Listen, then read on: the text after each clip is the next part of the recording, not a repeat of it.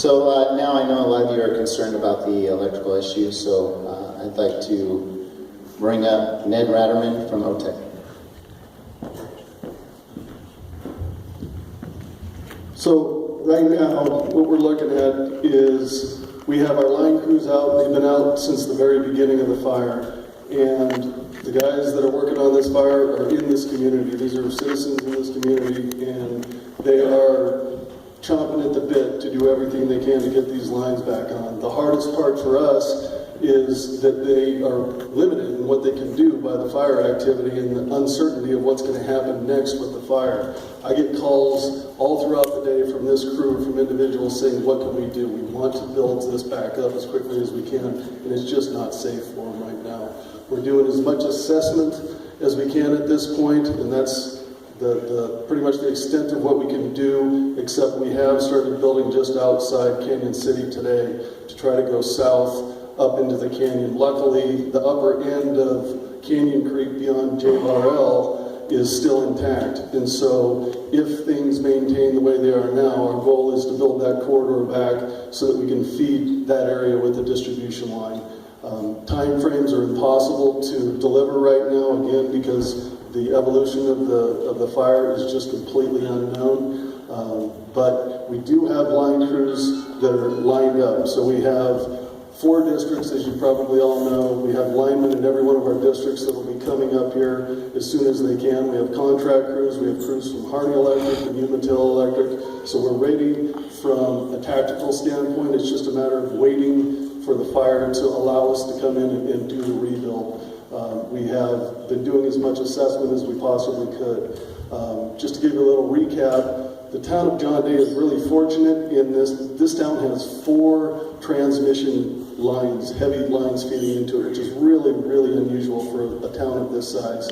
And so the 2 of them are 69,000 volt lines and 2 of them are 138,000 volt lines. And at one time, we had 3 of the 4 out, and one of them is completely gone on Star Ridge. The one feeding from Cow Valley and Vale had 19 structures that were on the ground.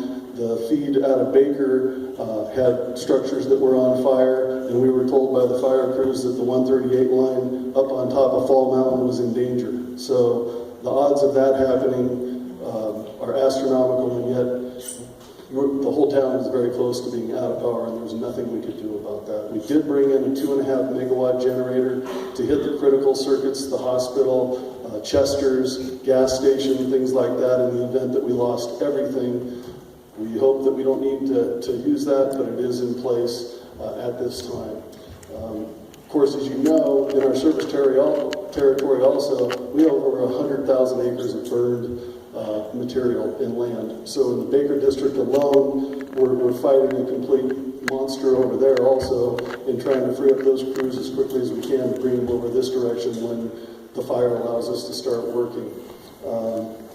So as far as there's questions all the time, when did you de-energize the lines? And I know that this is an emotional subject because people say you can't cut off our power because we're watering our houses to keep them from burning. And we work in conjunction with the authorities and have been asked to de-energize when the evacuation notice is issued. And the reason for that is to protect the firefighters out in the field, because we can't guarantee we can get back later, de-energize those before a line possibly falls on the ground energized and does damage or injures or kills somebody who's fighting the fire. So we have to respond on that level. And as far as when we reheat those lines, we work again with the evacuation orders, and if the evacuation is withdrawn, and then we talk with the authorities and agree that it's safe to re-energize those lines, that's what we will be doing. For those of you who, worst case scenario, and our heart goes out to you for sure, have to rebuild, then our local office here is the conduit to use, and please go in and they'll walk you through the process as far as what you need to do. Again, our hearts go out to you, and trust me, we'll work tirelessly to get this rebuilt for you as quickly as we can.